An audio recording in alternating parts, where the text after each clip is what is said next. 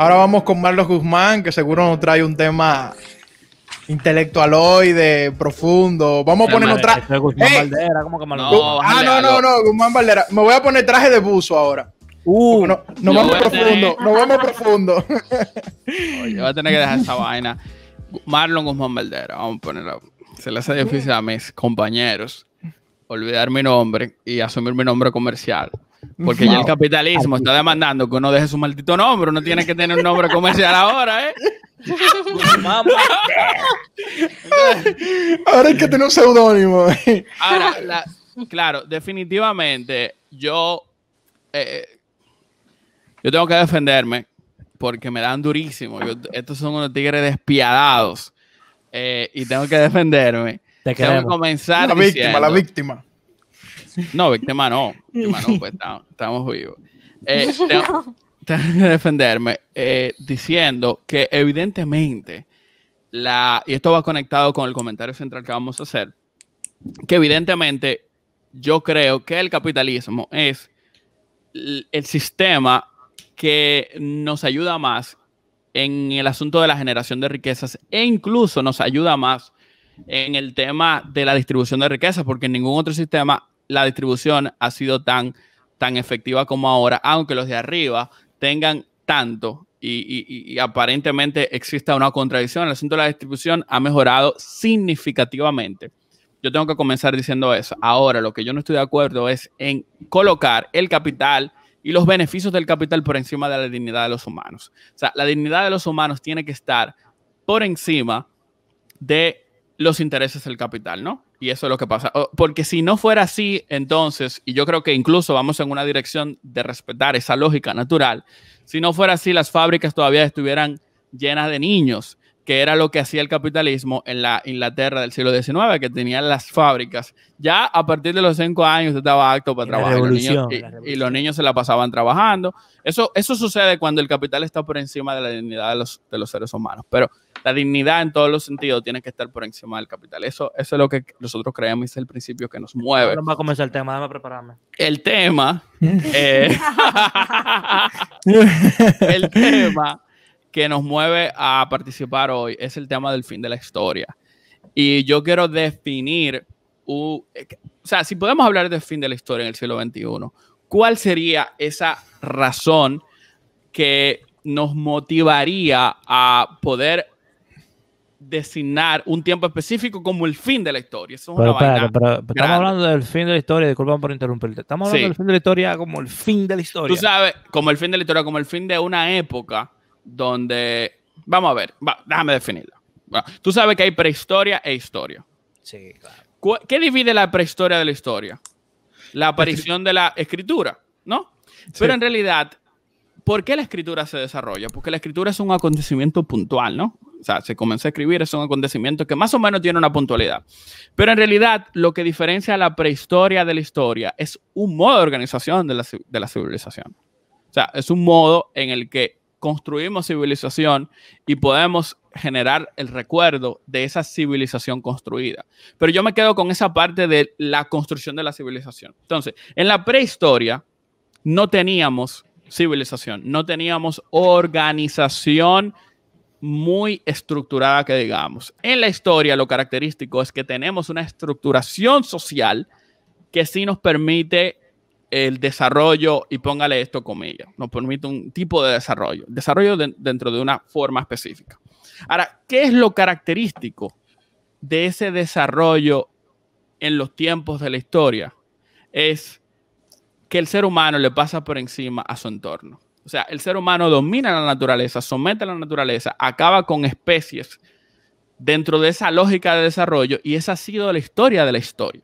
La historia de la historia ha sido la historia de la imposición del ser humano en el planeta. Así que yo definiría la historia de esa manera, no simplemente como el tiempo desde cuando nos encontramos con el invento de la escritura, sino que yo definiría la historia como el momento en cuando nos organizamos y logramos construir un sistema que nos defiende de la naturaleza. Ahora, yo no soy el primero que ha hablado del fin de la historia.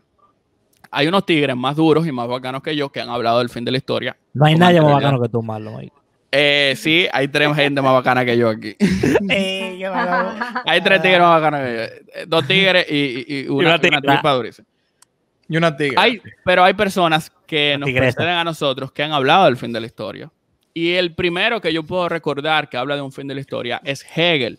Y Hegel decía que el fin de la historia había llegado en el momento en el que él se dio cuenta que había una dialéctica de conciencias y de espíritu. No vamos a hablar de filosofía hegeliana aquí porque no vamos a dormir todo. No vamos a hablar de eso. Y además es muy complicado hablar de filosofía hegeliana.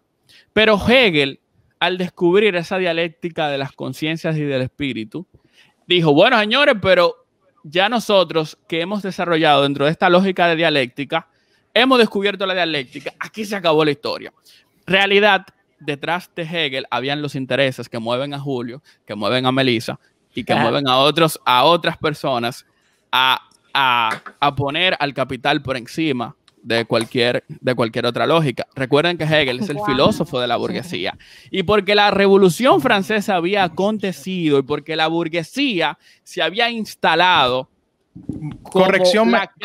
como la clase en Europa, porque también tenemos un tema de centroeuropeísmo, como si había colocado esa burguesía, entonces Hegel dijo, ya, se acabó esta vaina, el fin de la historia. Bueno, esa es una forma de entender los intereses que mueven a Hegel, hablar de un fin de la historia. Julio, dale, antes que yo siga.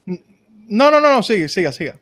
Ok, está bien. Entonces, luego, Marx nunca hace una predicción, nunca dice aquí se acabó la historia, pero se podría decir que Marx veía un momento en el transcurso de esa historia donde se pudo haber hablado de historia. Marx nunca presenció esa historia, ese fin de la historia, pero él pudo haber hablado. Bueno, cuando esto aconteza, podemos hablar del fin de la historia. Y finalmente, dentro de los apologistas del fin de la historia, está el que más es famoso por el tema, el más conocido, que es Fukuyama. Francis Fukuyama, que es un intelectual, que por ahí lo definen como un intelectual al servicio del Departamento de Estado.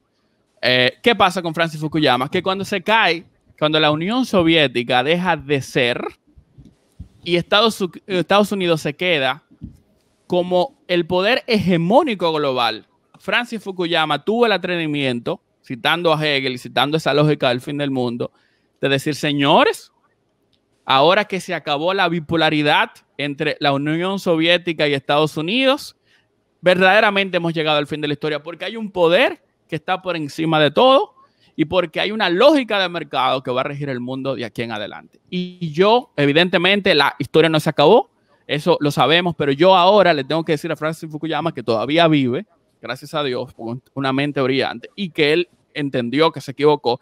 Tengo que decirle a Francis Fukuyama que el final de la historia no va a llegar hasta que esa lógica que él defendió y que él la antepuso como la razón de fondo para que esa historia se acabara, lo que le tengo que decir a Francis Fukuyama que es la contradicción de esa lógica la que en sí va a acabar la historia. Vamos a aterrizar esto. ¿A qué me refiero? En el momento en el que nosotros lleguemos e implantemos una economía sostenible, ahí podremos hablar del fin de la historia. Cuando ya el hombre sea capaz de cohabitar con su especie sin destruir al planeta, ahí es donde podemos hablar del fin de la historia. Y yo creo que nos acercamos a ese momento yo diría que dentro de este siglo vamos a presenciar el fin de la historia. Esa es básicamente mi idea del fin de la historia. O sea, repite la idea. Okay, la historia es la siguiente. La idea es la siguiente.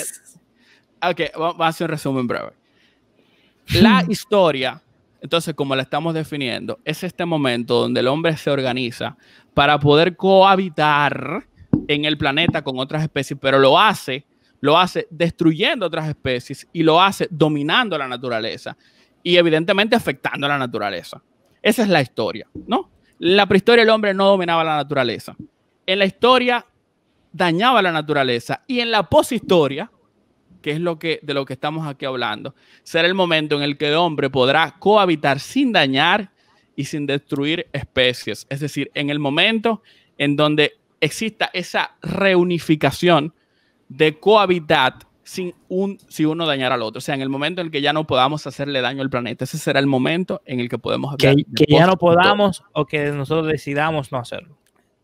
Que obviamente que lo decidamos, pero por una situación de vida, porque no hemos organizado socialmente para que eso no ocurra. O sea, es como una sociedad, todo el mundo de vegan. Y yo no creo que sea una sociedad utópica, porque yo sé que por ahí es que me van a dar. No creo que sea una sociedad utópica. Gracias. No creo que sea una sociedad utópica, porque la propia necesidad la propia necesidad de seguir existiendo nos está demandando a que nosotros generemos formas sostenibles de vida. Cosas, evidentemente, que los apologistas del capital, en su representación aquí de Julio y de Melissa, no podrán defender del propio capitalismo. No, eso básicamente. Bueno, es interesante que tú menciones el capitalismo, pero no menciones el cristianismo.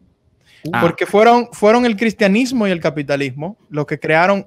Primero, el cristianismo creó esa cultura de dominación de la naturaleza, no de convivencia con la naturaleza. Y cuando yo te hablo del cristianismo, en realidad te estoy hablando de las religiones abrahámicas, no solamente del cristianismo. Las religiones abrahámicas crean el marco sociocultural del dominio de la naturaleza.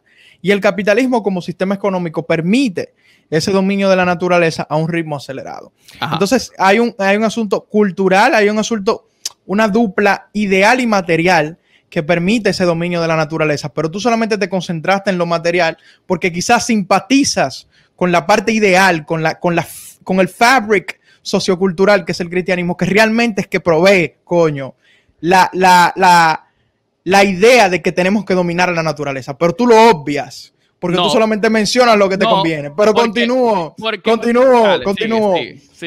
abusador. Sí. Te quería hacer no es una corrección, sino más bien es importante distinguir que Hegel no era el filósofo de la burguesía, porque Hegel odiaba a los liberales. Bueno, los burgueses eran liberales. Él era más bien el filósofo de los conservadores, es decir, del conservadurismo europeo que buscaba una monarquía, buscaba el Estado prusiano conservador. Más o menos eso es lo que buscaba Hegel. Él decía que allí, en el Estado prusiano, era que se materializaba la historia. Lo que tú estás diciendo y que llamas como el fin de la historia no es una lógica dialéctica. No dijiste que era una lógica dialéctica.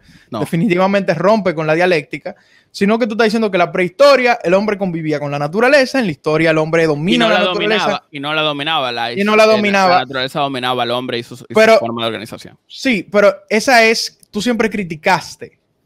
Y esto es lo interesante, lo que me va a encantar. Criticaste que ver el mundo desde un punto de vista eurocentrista. Claro. Porque ese dominio de la naturaleza ocurre, y en la historia, como tú dices, ocurre de parte de un conjunto de civilizaciones, no necesariamente solamente las europeas, pero principalmente las europeas. Porque en otras civilizaciones aborígenes se llega a la historia, que es donde nosotros podemos contar a través del lenguaje, sin la necesidad de dominar la naturaleza. Y tú sabes cómo nosotros vamos a llegar a ese momento de la poshistoria.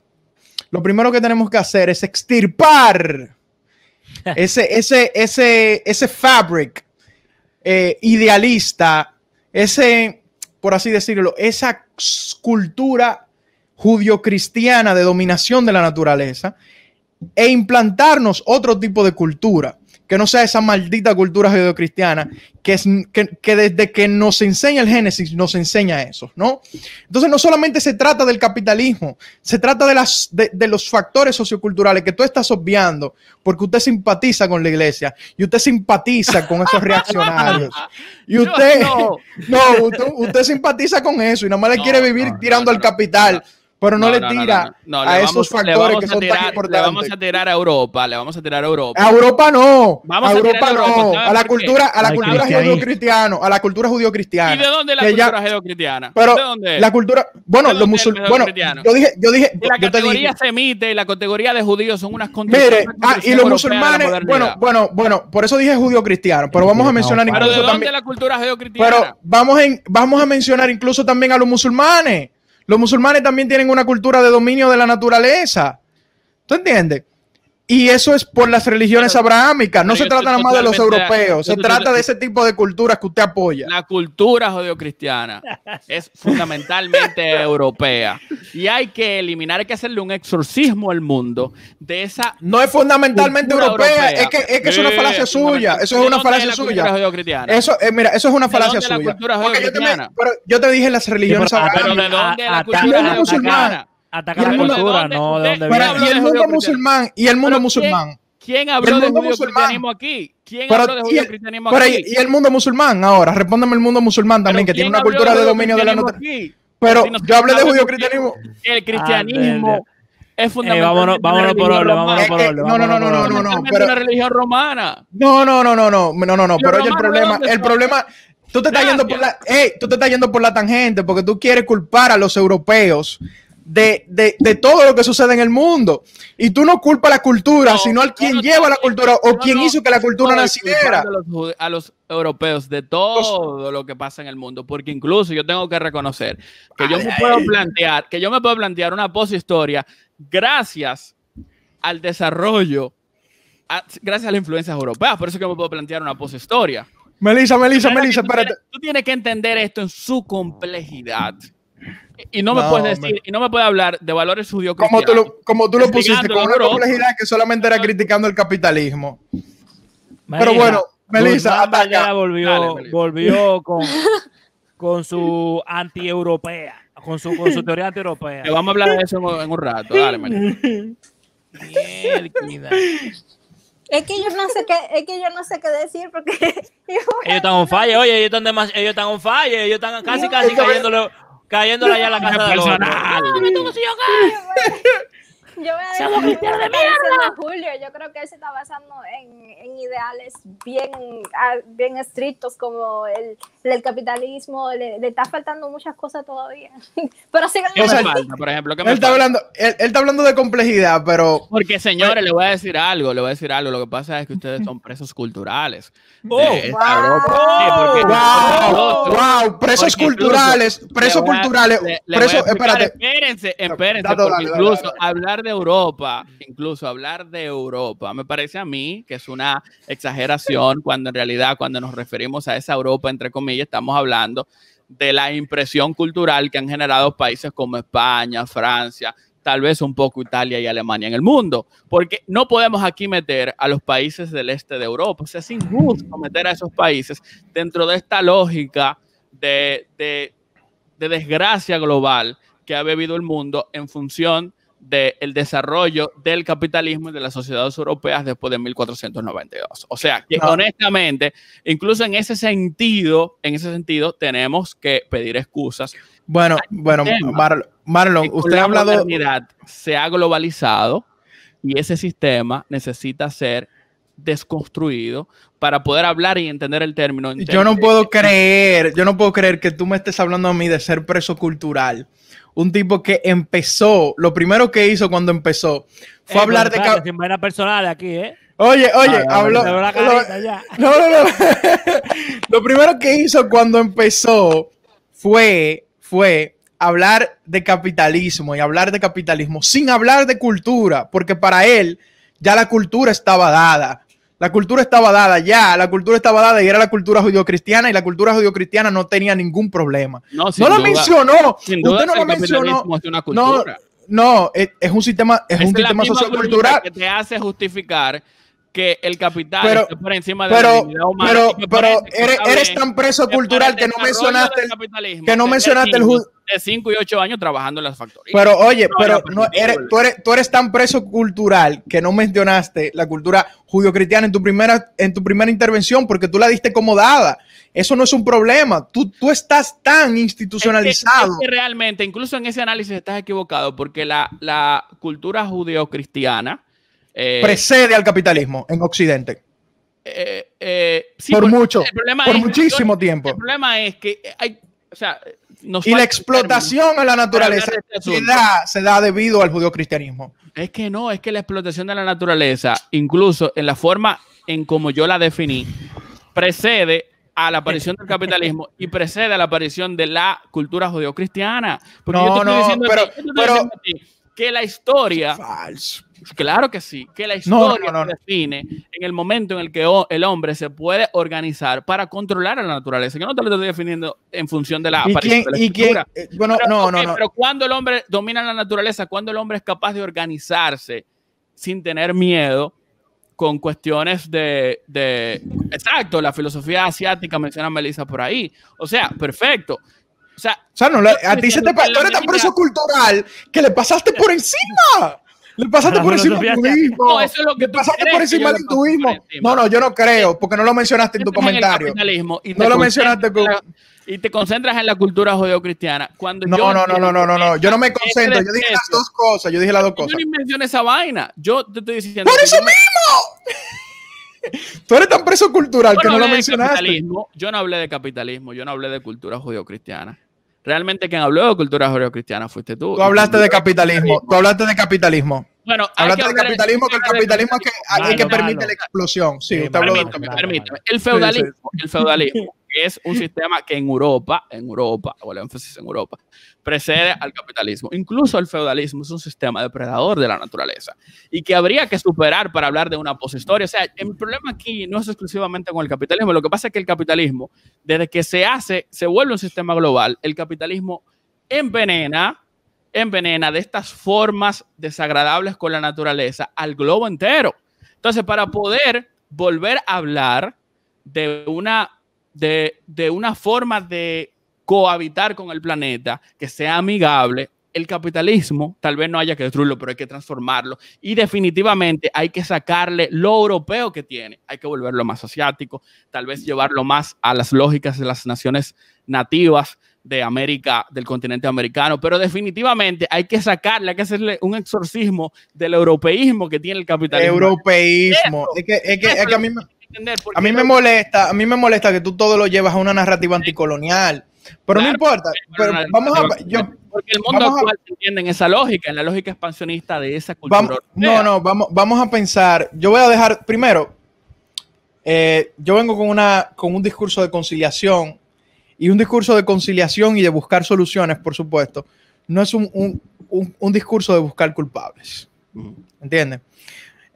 Y por supuesto, no voy a culpar a los europeos por este asunto, de que estamos llegando a un punto de insostenibilidad en la historia.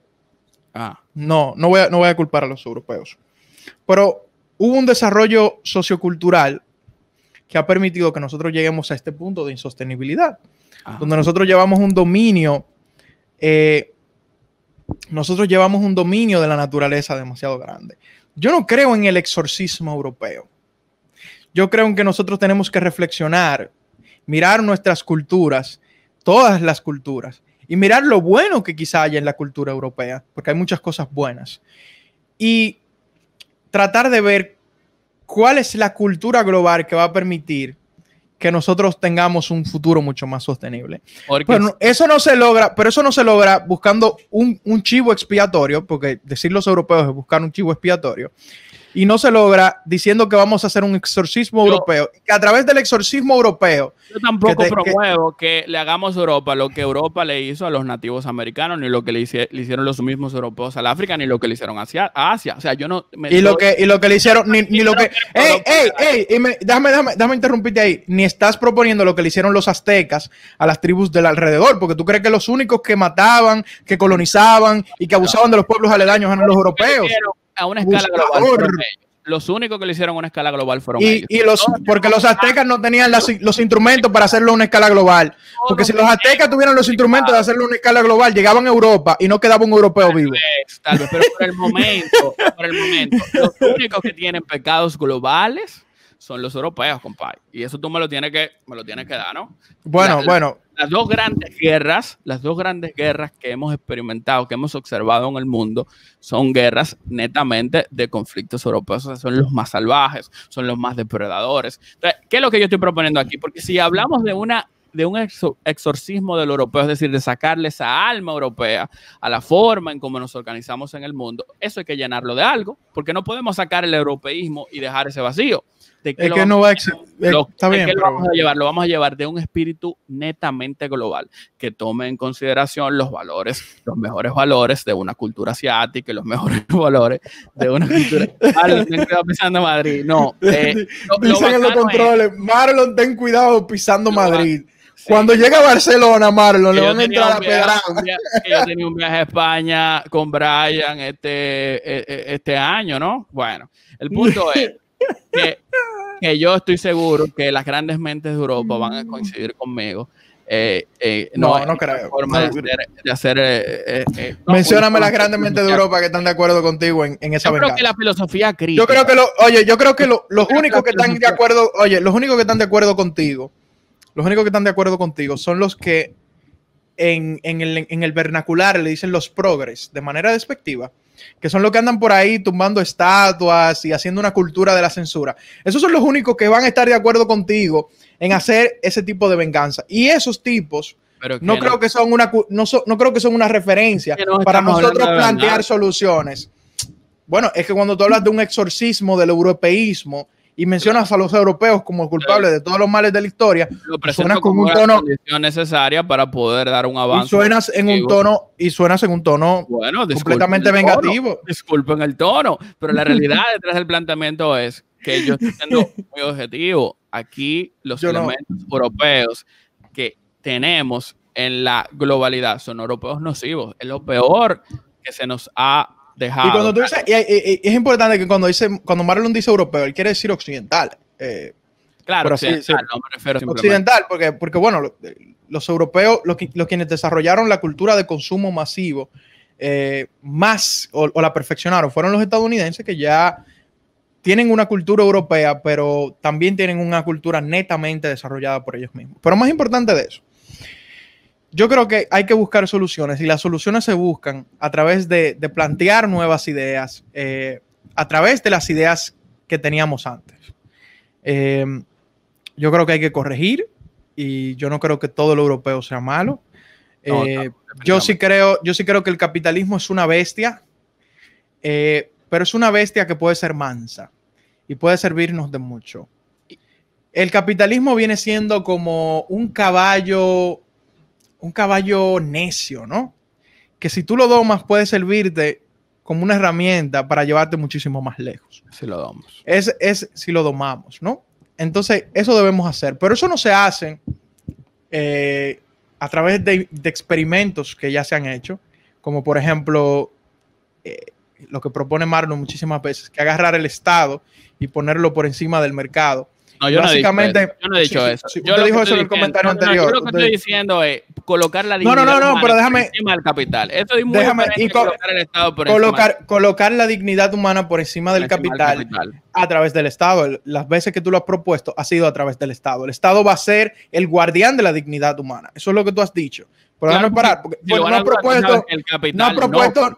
no ha propuesto nada diferente. O sea, tú dices a través del Estado. Pero lo que yo quiero decir es que esas son soluciones que ya se han intentado y que tenemos que no errar de la misma forma. A mí no me parece que eso se ha intentado. Yo creo que sí. ¿Cuáles son los ejemplos que tú puedes mencionar sobre eso? Que se ha tratado de poner... en la Unión Soviética, porque en la Unión Soviética los intereses nacionales estaban por encima de la dignidad de sus ciudadanos. Y si había que, para mantener el statu quo, a ti te habían que mandar a Siberia y te teníamos que meter en los campos de concentración soviéticos. Bueno, pero el Estado soviético no es un ejemplo que uno promueva, porque en el Estado soviético la dignidad del individuo no estaba por encima. Bueno, pero es que la dignidad... ni del capital, ni de los valores del Estado. La dignidad del individuo, tú tendrías que definirla bastante bien. Yo no sé lo que es la dignidad del individuo. Pero si tú estás hablando, cuando hablas de la dignidad del individuo, como la equidad, la igualdad, que eso es lo que mencionaste en el tema de Melissa sobre los órganos, eso sí, por supuesto que se ha intentado en experimentos socialistas y comunistas, se ha intentado igualar a gran parte de la sociedad a través de una intervención directa del Estado. Eso sí se ha implementado. Ahora sí, como dignidad humana. Intentos fallidos. Exacto. Si como dignidad humana tú hablas de algo mucho más complejo, entonces tenemos que definirlo y buscar soluciones. Pero definitivamente no puede ser forzar la equidad a través del Estado, porque eso no va a servir de nada. Pero no importa. Lo que quiero decir es que sí tenemos que domar el capitalismo, pero tenemos que buscar nuevas soluciones. ¿Cuáles son esas soluciones? Yo soy de la persona que me enorgullezco en decir yo no sé. Yo no sé cuáles son esas soluciones. Yo no me voy a sentar aquí y voy a decir, yo sí sé cuáles son esas soluciones, yo sí la pámpara, yo sé cómo es que vamos a resolver. Yo no sé cuáles son esas soluciones, pero lo que eres entonces es un defensor del statu quo. Yo no soy un defensor del statu quo. Mientras no tengo propuesta, lo que hago es que defiendo lo que tenemos aquí. Porque no tenemos propuesta, no proponemos un horizonte. Porque yo no propones, y es perfecto, estás en una etapa de pensamiento, perfecto, está bien. Pero en la medida en que no se propones y le haces una crítica al hecho de ir en busca de la defensa de la dignidad de los que menos tienen y de la dignidad humana en general, porque tampoco es en contra de los que más tienen, que también hay que defenderle su dignidad. Entonces, mientras te opones a eso, lo que defiendes es lo que tenemos ahora, que sin lugar a dudas, la individualidad no vale una mierda frente al capital. Hay que normalizar defender el statu quo cuando está correcto. Por ejemplo, nosotros estamos en un barco ahora mismo y hay dos capitanes. O bueno, hay un capitán y un vicecapitán. El vicecapitán es Marlon y el capitán es un maldito loco que, bueno, es un tipo que de vez en cuando pone un huevo, nos toma por un lugar que quizá no es el mejor lugar, pero nosotros sabemos que por lo menos vamos a llegar con una pata menos, con un hombre menos, con otro hombre menos, pero vamos a llegar. El vicecapitán es Marlon y nos está metiendo por un remolino que toditos sabemos que por ahí nos vamos a morir todos. Lo que tú estás diciendo es que yo, por defender que el capitán nos guíe, mientras tanto, a lo que encontramos un mejor capitán, yo soy el malo. El malo es el que se lleve del vicecapitán que nos va a llevar a una muerte segura. Y el vicecapitán, por supuesto, es Marlon proponiendo que el Estado sea el que garantice este tipo de cosas. Entonces, yo prefiero defender el statu quo temporalmente hasta que encontremos una solución, haciéndole caso al capitán y no al vicecapitán que nos va a llevar a la desgracia. Marlon, tus últimas palabras, que esas fueron las mías. Decir que todos los estudios nos dicen a nosotros que el capitán se dirige hacia donde está el fin de los mares y que sin lugar a dudas hacia allá no hay forma de poder seguir ni siquiera pensando, ni siquiera reflexionando sobre las cualidades del capitán en una situación donde la vida sería prácticamente imposible en gran parte del planeta, donde sin lugar a dudas los que van a sufrir son los que tienen menos capacidad de tomar decisión, de manera que no tenemos tanto tiempo como tú crees, como para seguir dándole rueda suelta a lo que quiera hacer este funesto capitán que está dominando el mundo. Así que bueno, pues yo voy a tirar el vicecapitán por la borda. Jodete. Yo voy a tirar el vicecapitán por la borda. Yo prefiero joderme y por lo menos vivir un ratito a llevarme del vicecapitán y que nos lleve a una muerte segura rapidísimo, ¿no? No creo. Sí, creo. Pero bueno, ya. Ahí lo vamos a dejar, señores. Ahí lo vamos a dejar. Gracias por escucharnos y un abrazo, de verdad que sí. Bye, bye.